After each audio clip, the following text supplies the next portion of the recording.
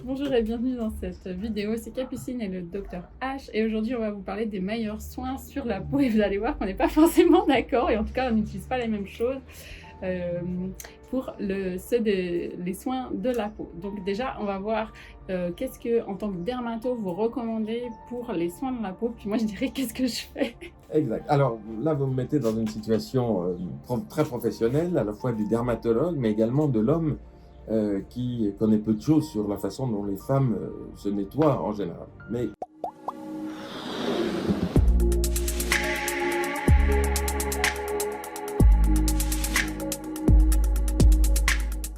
voilà les choses que l'on enseigne en tant qu'enseignant de dermatologie à nos jeunes élèves, aux jeunes médecins.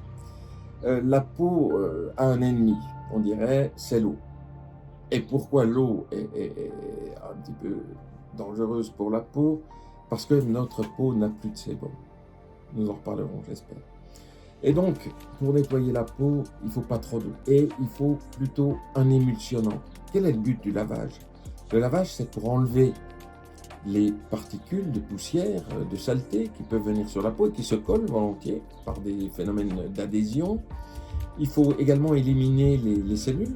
Nous renouvelons nos cellules tous les jours. Des milliards de cellules tombent par terre et se renouvellent. Donc il faut les enlever, sinon elles vont s'accumuler. Ça va faire ce qu'on appelle des ichthyoses, ça va faire des peaux épaissies et craquelées et pas jolies. Et donc il faut enlever tout ça. Et donc, comme il ne faut pas utiliser l'eau, encore moins de l'eau projetée. Il y a un peu de bon ton ou de belle mode d'adolescent de se projeter un petit peu d'eau avec l'eau du robinet dans le lavabo. Non, ce n'est pas très bon à faire. De même, les bombes ne sont pas conseillées pour la toilette. Bien sûr, ça peut être intéressant de se rafraîchir la journée quand on a très chaud, mais n'en abusons pas parce qu'on a connu et on connaît des phénomènes d'irritation liés à ces projections d'eau. Alors oui, je vais vous dire mon conseil pour vous laver la peau. Un lait, une lotion démaquillante sans rinçage. Vous en avez dans les grandes surfaces, vous en avez dans les épiceries, dans les grands magasins, des petits magasins, en pharmacie. C'est une lotion qui va émulsionner et qui va enlever toutes les saletés et cellules mortes. Pas besoin de rinçage. Et cette lotion va hydrater en même temps la peau et on pourrait en rester là. Mais habituellement, à la suite de ça, on va ajouter une crème hydratante pour hydrater la peau. Et c'est important, ce phénomène est important de la peau hydratée. Du coup, là, la question qu'on a évoquée juste avant de démarrer cette vidéo, c'était la question du sébum. Parce que pourquoi est-ce qu'on a besoin d'hydrater alors que normalement notre peau, elle devrait être compétente là-dessus? Et on parlait du sébum et de la disparition de notre sébum. Alors une peau sèche, c'est une peau qui manque de gras, en fait. La peau est une surface grasse. Ce sont des sphingolipides. Ce sont des lipides qui forment la surface de la peau. Particuliers, certes, mais des lipides. Et ces lipides se mélangent aussi à la sueur. Et il y a les lipides de la peau, de l'épiderme, il y a les lipides du sébum qui sont vraiment en faible quantité. Et puis il y a le sueur et on forme un film hydrolipidique. Et là-dessus, il y a les bactéries de surface qui forment le microbiome dont on parle beaucoup aujourd'hui. Et donc, pour avoir ce film hydrolipidique de qualité, il faut les éléments du sébum. Or, nous avons de moins en moins de sébum. Alors le sébum, c'est quoi?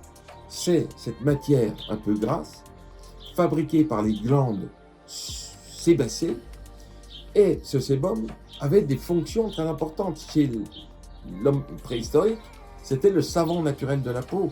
Il y avait une couche très importante de ce film gras, sébum, et avec de l'eau, ça s'émulsionnait, ça faisait un savon et ça partait. Également, le sébum, dans certains territoires, avait des rôles particuliers. Vous avez vu le nez des petits nourrissons, des petits nouveau-nés. Ils sont bourrés de glandes sébacées. C'est pour faciliter le passage dans la filière génitale de la maman. Et vous savez que la tête passe la première, justement. Et donc, ce petit sébum sur le nez, il aide à glisser. J'imagine que les quantités de sébum d'aujourd'hui ne suffiseraient pas à faire glisser, mais en tout cas, c'était au départ. Et puis également, il faut savoir que les glandes à sébum se trouvent sur le visage, autour des orifices, de la bouche, du nez, mais également au niveau des organes génitaux et génitaux anaux. Et ces glandes-là, que l'on retrouve aussi autour des aréoles mammaires, qui donnent parfois des grosses glandes bien visibles, avaient pour objectif de libérer des phéromones pour l'attractivité sexuelle en vue de reproduire les espèces, et donc l'espèce humaine en particulier. Voilà le sébum. Aujourd'hui, on n'a plus de sébum, et donc on doit faire sans sébum, et c'est pourquoi je pense qu'il est absolument indispensable d'utiliser les soins nettoyants et puis une crème hydratante. Mais je crois qu'on n'est pas de mon avis. Ok, alors moi je vais vous parler de mon expérience. Moi déjà je me suis jamais maquillée quasiment et c'est vrai que j'utilise jamais de crème 2 fois par an ou 3 fois par an éventuellement et je trouve que ma peau est plutôt correcte. C'est vrai, vous n'avez jamais consulté pour ça, J'ai jamais consulté pour ça. Exactement. Et après, je sais pas si le fait justement de rien mettre dessus, de pas frotter, j'ai pas perdu mon sébum, mais je l'ai gardé comme un petit peu, quoi. C'est une piste. Après, par contre, je fais très attention à mon alimentation. Je consomme beaucoup d'oméga 3, beaucoup, voilà.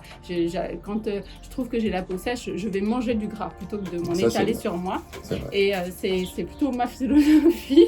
Et c'est ce que je conseille, plutôt de modifier l'alimentation pour que ma peau soit plus belle. Et si vraiment j'ai la peau très sèche en hiver, mais je trouve que ça arrive de moins en moins en fait, eh bien je vais utiliser un petit peu d'huile d'amande douce, des choses comme ça, et je me contenterai de ça comme soin de la peau.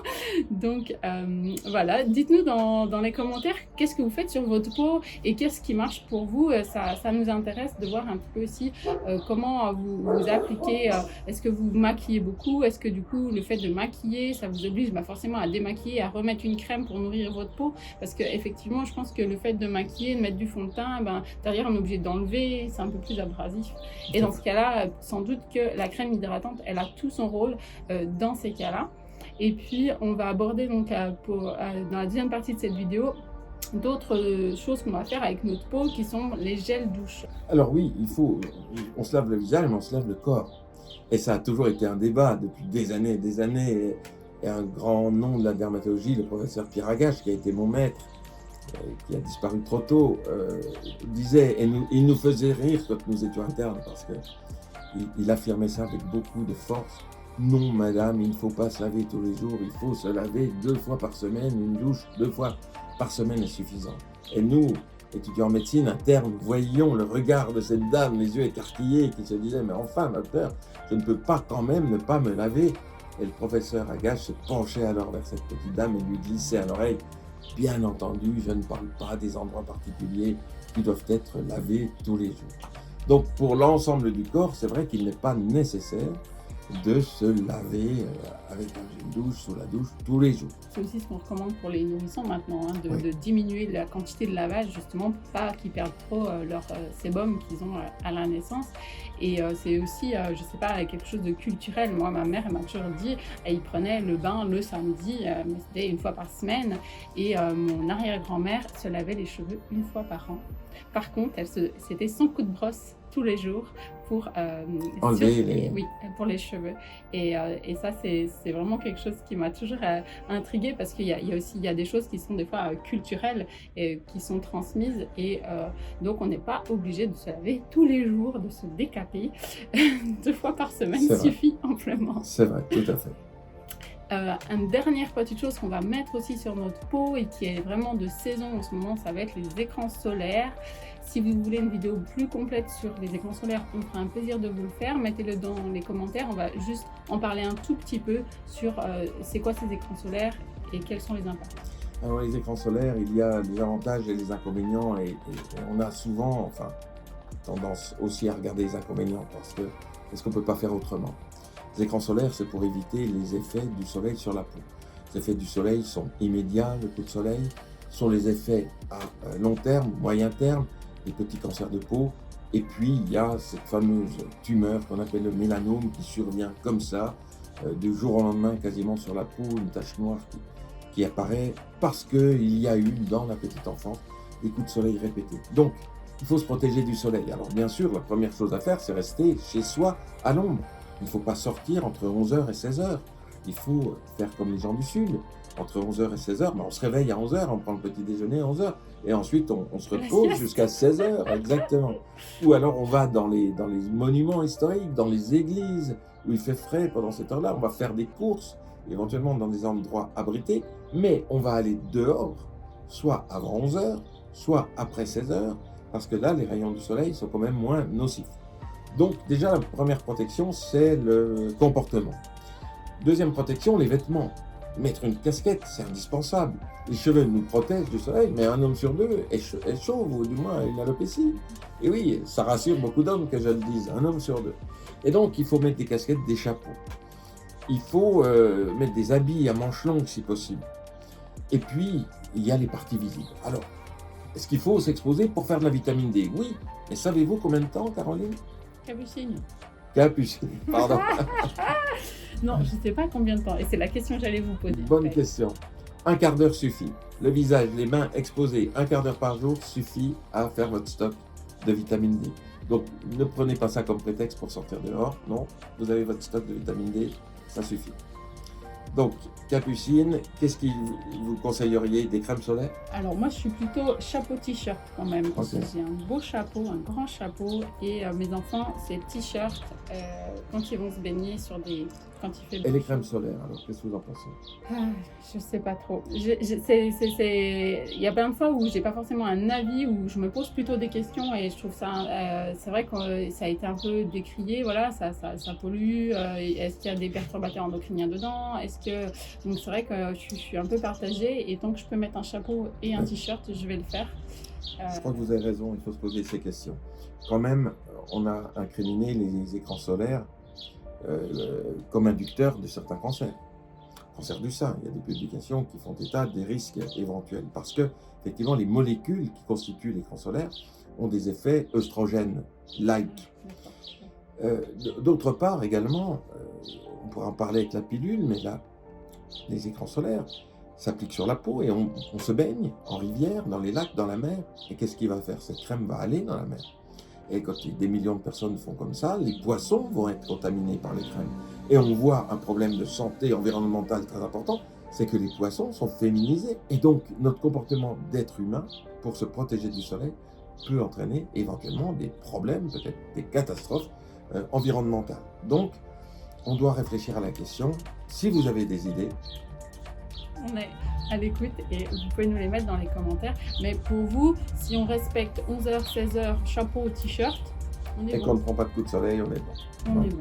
Super. Eh bien, quelles sont vos habitudes par rapport au soleil? Est-ce que vous mettez des crèmes solaires à vos enfants? Quand est-ce que vous sortez? Mettez-nous tout ça dans les commentaires. J'espère que cette vidéo aura pu vous éclairer sur déjà les soins de la peau et puis là, les soins qui vont être d'été, on va dire, liés au soleil.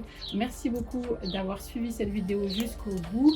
Si vous avez aimé, n'hésitez pas à nous mettre un petit pouce et puis à très bientôt sur cette chaîne. À bientôt.